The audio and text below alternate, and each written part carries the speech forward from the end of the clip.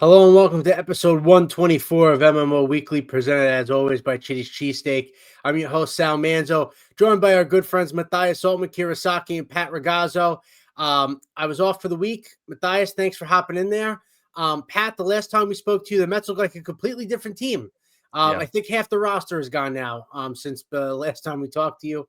We're obviously hopping on tonight. Continues. Jeff McNeil got traded to the A's. For Yordan Rodriguez, a minor leaguer.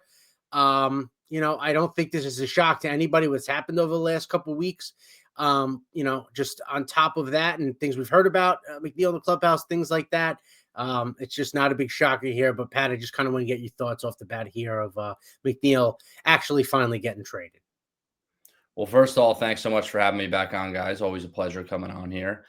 And really, with this Jeff McNeil trade, it was a long time coming. The inevitable happened. He no longer had a position. He didn't have a path to play every day. He wasn't going to be the Mets' everyday left fielder after they got rid of Nimmo. He wasn't going to be their second baseman anymore after they got Marcus Semien. And he wants to play every day. And now he's going to have the chance to on the A's. And the Mets really kind of just dumped him for a 17-year-old rookie ball arm in Rodriguez.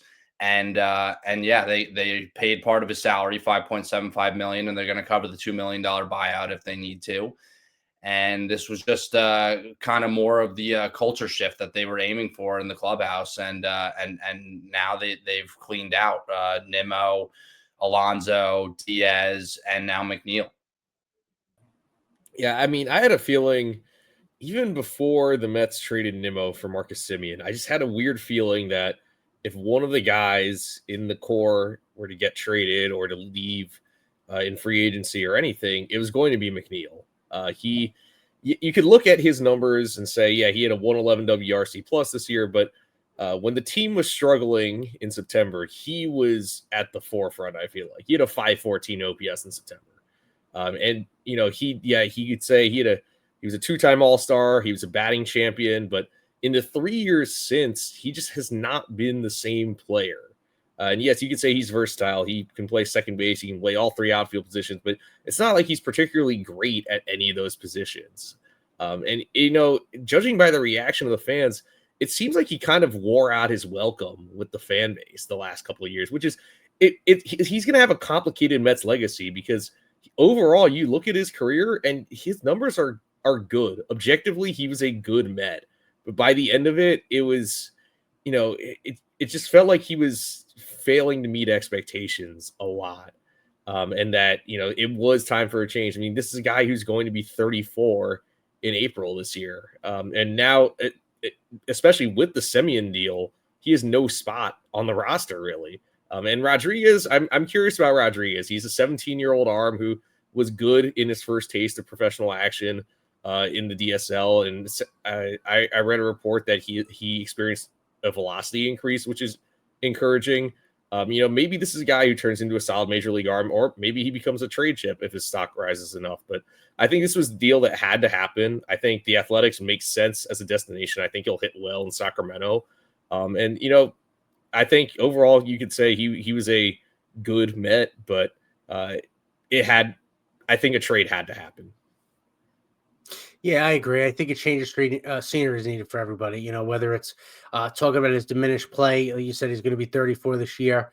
Has not been anywhere near kind of that batting title guy from 3 years ago. Another thing, too, since they banned the shift from a couple of years ago, he's really become a different hitter, too. Losing that whole open left side of the infield has seemed to kind of take away from his game as well. And just like to your points, mixed with that, it just seems like culture-wise, clubhouse guys, this was going to be at the forefront to make a change. Good Met, like you said, Matthias, but kind of a complicated legacy there. Reports he really didn't get along great with Lindor. We talked about it off camera, the Happy Jeff thing. They always, they made a joke about that in the booth, but seemed like a guy when he was doing well was kind of pleasant, but when he wasn't the best to deal with. Seemed like maybe a bit of a me guy. I don't know. But for, again, a team that did not make the postseason and expanded playoff after the payroll that they have and the money that they spent, changes were going to be made with this core. And, I agree with you guys that McNeil was going to be on the forefront of that no matter what. I don't think the Mets expected that it was going to be McNeil, Alonso, Diaz, and all these other pieces on top of it, especially the Diaz part. But, Stearns now is putting his thumb on this team. He's putting his whatever the identity is going to be. If it's going to be like when he was in Milwaukee and Houston, teams that play good defense are athletics, fast. That remains to be seen what the identity is going to be. But I think overall, a culture hall seemed to be at the forefront of everything that was going on this offseason. Yeah, and really, I think McNeil, it showed in his body language. I felt too late in the year, and I know that his foot speed did decrease, but it looked like he was especially slowed down late in the year in September. And he also dealt with injuries each of the last 3 years. Yeah, and I remember in 2023, right when he was starting to show signs of maybe it's he's turning into the old McNeil.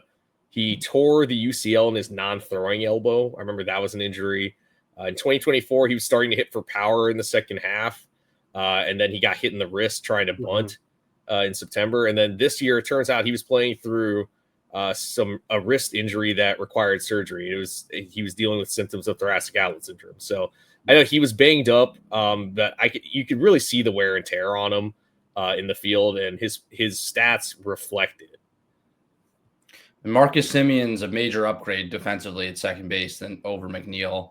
And that was his primary position. And his defense just kept diminishing by the year. And injuries, inconsistencies, underperformance. I mean, the batting title season was 3 years ago, almost 4 years, going on 4 years ago now. He had a bad year in 2021. The Mets essentially discussed trading him every offseason dating back to 2020 and 2021. And this was, like I said, this was a long time coming, and the inevitable happened, and they were finally able to deal him. But last year was the only offseason where he wasn't really on the trading block because the Mets didn't want to give him up for nothing. And he wound up having a solid year that ended really poorly, as you've alluded to. And this had to happen, with David Stearns blowing up the core this year and tearing things down in the clubhouse and on and off the field, obviously. This was just a move that the Mets had to make. Yeah, and I guess sticking to that, I'm just thinking, I saw an interview with Juan Soto the other day, just kind of interesting, asking him about just the departures, particularly about Alonso. He said he knew, before it broke, they knew before all that the front office talks with him, just as far as these big moves being made. I guess I'm wondering to the point, was there discussions just as far as with these big guys? I mean, I don't know. We know everything that's going on, but the Lindors, the Sotos, with everything that went on this year, I wonder how much that they talked to those guys and just thought how that they can, I don't know if it's addition by subtraction, but just make this clubhouse better. I don't know. I don't know if Soto's happy or upset about Alonso. I would assume the guy, who hit behind you that just finished third in the MVP voting, you'd want him back with you. But it's interesting, just how different this team is going to look opening day 2026 than it has in the last 5-6 years. Soto requested the Mets re-sign Alonso last year. He wanted that protection in the lineup, and he got his wish for 1 year, and it worked out. He was, like you said, he was third in the NL MVP voting. Alonso was one of the best right-handed hitters in all of baseball last year. 38 home runs, 126 RBIs, 871 OPS, career high 272 batting average. Alonso had a great offensive season, and he's probably going to do really, really well in Camden Yards. Especially in that stacked lineup that Baltimore has. But yeah, I mean, it seemed like it was time to move on, and the Mets didn't even make an offer to Alonso. And they said that they were interested during GM meetings in November, but they never wound up making an offer, and they let him go pretty easily. So it's going to be interesting to see the rest of this offseason, how it shapes out. But right now there are some major holes in the lineup, and Lindor and Soto definitely need some more protection. Yeah, and I mean, I do wonder about the clubhouse dynamic, though, because the thing is that when you look at the guys who have departed this offseason, Nimmo was always talked about as a strong clubhouse presence. Alonso, again, he was at least very vocal, and then you have Lindor, who's perceived as one of the, if not the de facto leader of the clubhouse, and Soto, who's more of a reserve guy, but he was also looked at as somewhat of a leader since he is a veteran. But I feel like I never heard McNeil's name really in that. And I do wonder, how much the clubhouse dynamic played into this. And I mean, I don't know what it was like, before this year. I mean, that's the thing, is that in 2024, when things were going well, it was all about how, they all looked like they were enjoying each other's company on the field, at least. And then when you start losing the way they did, I mean, it feels like winning would cure a lot of these issues. But unfortunately, it was clear that with the way that their performance on the field and whatever was going off the field, their changes had to be made. I just don't know if I expected them to be this drastic. Yeah, it didn't seem like the Mets were in need of blowing up their roster. It seemed more like they were a piece or two away after missing out on the postseason by one game. But David Stearns wanted to do it his way and clearly was able to convince Steve Cohen, "Hey, let me do this my way." And you can't imagine. I can only imagine that Cohen is not happy after letting go of so many popular players. And he's a Mets fan himself, but he trusts David Stearns. That's why he brought him in, is to make the baseball decisions. And Stearns was able to sell Cohen clearly on his plan. It's just not clear to us, the media and the fans and everyone else, that what that plan exactly is. I mean, there's a long way to go in the offseason, but it just seems like a lot of subtracting as opposed to adding. Yeah, and I kind of want to circle back to another subtraction with Edwin Diaz. I mean, that's someone the Mets obviously made an offer to. They wanted him to come back. They wanted their closer back, the best closer in baseball last year. Were they really that stunned and kind of like blindsided by the Dodgers deal? Did they think that they'd be able to get kind of final say there, and just were stunned for the departure?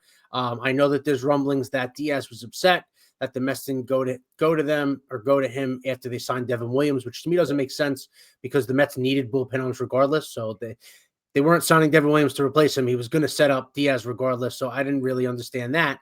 But can you just kind of like talk about the temperature there? Like, were they totally stunned? And like, I don't know how you pivot. Is it maybe in a guy like Josh Hader, you go and try and trade for someone like that? I know obviously you have Devin Williams, who had just a bad year last year for the Yankees, but I'm just want to see what you're hearing, because that was obviously, I think a stun for everyone there. Through my reporting and from what I heard, the Mets were shocked that Diaz didn't come back to them and give them a chance to match the Dodgers offer. And he has spoke on it a little more since I reported that. And he said that, the Mets were unwilling to meet some of his demands, and he went back to the Dodgers, and they were willing, and they accepted. And that's when he agreed to the deal, that he wasn't going to go back to the Mets and tell them, hey, the Dodgers did this. But the Mets thought that they'd have a chance to match, and they did not intend on letting Edwin Diaz go. And that was a major, major blunder on their part. And they got to know really what the other teams and rivals are offering their guy. I mean, if they wanted him back so bad, they should have been, kind of aware that if they didn't give in, at a certain extent, if they truly did want him back, then he was going to go, to their biggest rival. And I'm going to call the Dodgers their biggest obstacle, I would say, towards winning a pennant and getting out of the NL. And they just took your closer, who's arguably the best closer in baseball, after coming off a back-to-back World Series title. So I don't think the Mets wanted it to play out this way, and they were really caught off guard there. I mean, yeah, it was. I mean, from a fan base perspective, I feel like the temperature check of, my friends who are Mets fans, they all seemed like it. From everyone I spoke to, everyone expected Alonso to go much more than Diaz. But I had this weird feeling, the Dodgers won 2 straight World Series while their bullpen was their biggest weakness, that the whole time the Dodgers seemed like a threat to steal Diaz away. I just had this weird feeling. And, hearing that he didn't give them a chance to match, it sounds like he had the Dodgers in mind from the start. And the Dodgers clearly had him in mind from the start. So, I mean, as stunned as I was, I can't say I was necessarily too surprised that that's what happened. But hearing that he didn't even give the Mets a chance to respond is kind of surprising. And honestly, I'm not even sure how to feel about that. Well, this is just kind of an example of we should never count the Dodgers out for anything or anyone. Oh yeah. They have an owner who will just say, screw it, let's go get this guy. And that's exactly what they did, because all offseason I heard Dodgers aren't really in on Diaz. They're not really in on him. They're not going to get him. They're hesitant to give out long-term dollars and high AAV to a closer or to a relief pitcher after what happened with Tanner Scott last year. And Diaz's deal wasn't as good as Tanner Scott's. I mean, that comes as a surprise, honestly, Sure. especially when we heard that last time we talked, we heard that he was looking to match his deal that he signed with the Mets in 2022, 5 years, $102 million. And he didn't even come close to that. He got the 3 years, $69 million with deferred money, with $13.5 million deferred. So the moral of the story is never count out the Dodgers for anybody. And even from what I heard, the Dodgers weren't in it. They weren't in it. They're not in it, and they're not seriously interested in a player, and they drive up the price. But then they come from the top rope and wind up winning the whole bidding war. So the Dodgers, they can't be counted out for anything or anyone. No. And to that point, Pat, just knowing what the Dodgers are, the NL in general is stacked. It's not like, obviously you say the Dodgers are their main nemesis there. I agree to get, past the pennant, but there are a lot of good young teams in the National League right now. Did you hear it all? And this is me just speculating. This is just how I felt. Once you lose Diaz, you lose Alonso, you trade Nimmo. Was there any thought of the Mets blowing this thing up?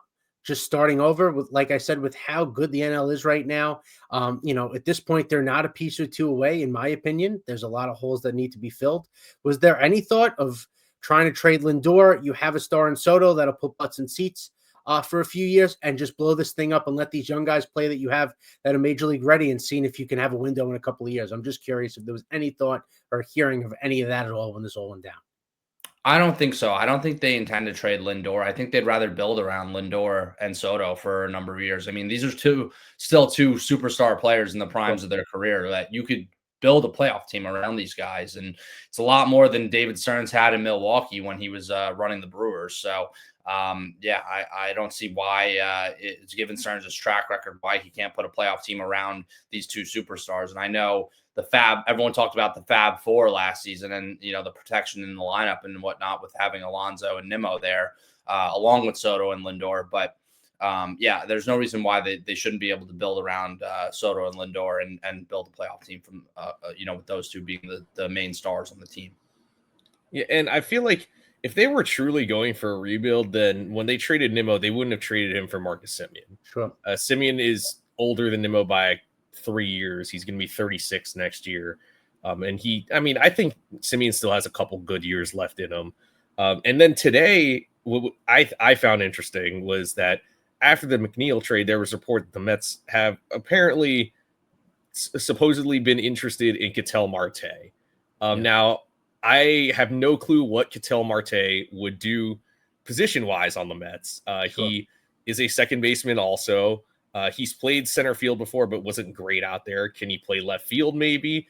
I'll put this way. Ketel Marte would be an excellent add from an offensive perspective. And I don't know what the Diamondbacks want. The Diamondbacks probably want a ton in return. But that would be an impact bat that could help this roster significantly. Now, my issue is, where would he play? Would he play left? Can he play third even? Can he play center?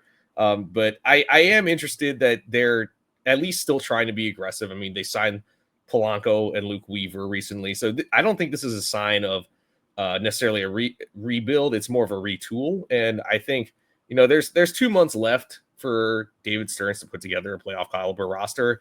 And I think they're on the right track still. But there still is a long way to go, particularly on the pitching side. Yeah. So the whole run prevention buzzword and philosophy that we've heard all offseason, it kind of contradicts it when they go out, they get Jorge Polanco to come play first base, which he's never played in the major leagues. It's like totally vibes of Scott Hatterberg and Moneyball. And they lose Edwin Diaz. So, and if they got Ketel Marte, it'd be like you said, it would be a major upgrade offensively. And I'm always more offense is my philosophy, but it contradicts the run prevention philosophy as well. That you're going to play a guy out of position, you're playing two guys out of position, and then potentially a rookie in Carson Bench in center field, which isn't even his best position. His best position is left field. It just doesn't really make sense to me that with all the harping that was done on run prevention, the Mets didn't really do anything to improve in that area other than adding Marcus Semien at second base, who's 35 years old, coming off an injury. Yeah, no, that's a very interesting point to make there as far as with the run prevention thing, and they haven't addressed that at all there. You mentioned Carson Bench. I wanted to ask you just kind of like close things out. Is there a young player, one of these young guys that you think is going to could have a breakout year for the Mets? Surprise a lot of fans. Is it Carson Bench? Is it another name? I'm just kind of curious there if there's somebody like going into camp that you're really going to be looking at to like make an impact this year. Well, I would love to see Carson Bench win an outfield job. Sure. I think that he's going to rake. Everything I've heard about him, from his makeup to his overall talent.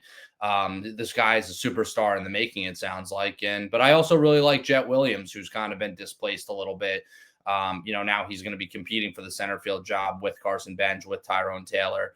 I don't know if they'd move him over to left field, which they may have to if Bench becomes the center fielder, or vice versa. If they have Jet play center and Jet's, the speedster, and have Bench play left field. But I don't see them going into a season where they have both those guys starting. But I do believe that both those guys are going to contribute at the major league level this year. And then the big three pitchers, I think one of them, at least McLean, is an ace in the making. And sure. Sproat showed flashes. Jonah Tong showed flashes. I mean, he was the best pitcher in minor league baseball last year. Mm-hmm. But I'm really, Nolan McLean impressed me the most last year when he came up, and he just looked so poised and looked like a number one starter right away. So, it shouldn't be the reason that the Mets don't acquire a top starter this offseason, sure. But I think that they have their number one starter in Nolan McLean heading into 2026. Yeah, and I think McLean, I'm expecting him to be the best pitcher on the team next year. I would not be opposed to them adding a 2 or a 3 or maybe another number one, just to ease a little bit of the pressure off of McLean. He's still rookie eligible going into next year. He's only 24. And I feel like it'd almost be unfair to have him, or to label him the ace immediately in his first full year in the majors. But on the position player front, the guy I honestly have my eye on is AJ Ewing. I know that he has only made it to AA, but he raked at every level he played in last year. He stole 70 bases, and maybe he doesn't hit for as much power, but he had on-base percentage over 400 last year. He had 10 triples, like I said, 70 steals in 124 games. I think he looks like the top of the lineup type hitter. And honestly, his numbers, I almost wonder if he could be better than Jet Williams at this point. I'm not sure if he's more of a center fielder, or I know that he also played some second base, but I think it might be unrealistic to say he's in the majors this year, but he was, in my opinion, one of the more impressive position player prospects in the system last year. I want Jet Williams to do well because I want to Jet the Met shirt in the future. So I hope he does well just for the marketing standpoint. But no, it's going to be a lot of young guys. A lot of guys are going to have a chance this year. Nolan McLean should be a stud. Don't get hurt in the World Baseball Classic. That's all I can say about that. That's all I say about anything now. Yeah. Edwin Diaz, go celebrate all you want. I don't care anymore. Doesn't matter to me. But it's good. It's just the turnover on this roster, just like going into spring training. It's going to be like you're going to have to watch every spring training game just to relearn who's on this roster now for these for the Mets. But hopefully youth can prevail. They get some more pitching on the top, and you see what happens, and hopefully get somebody to hit behind Juan Soto so he's not getting paid $1 billion to walk 200 times a year, because that would stink. But other than that, we can, I think, wrap it up here. Pat, thanks so much for coming on. Obviously, we'll catch you the next time the Mets make a move. The rest of the offseason will be here. But as always, folks, let's go Mets.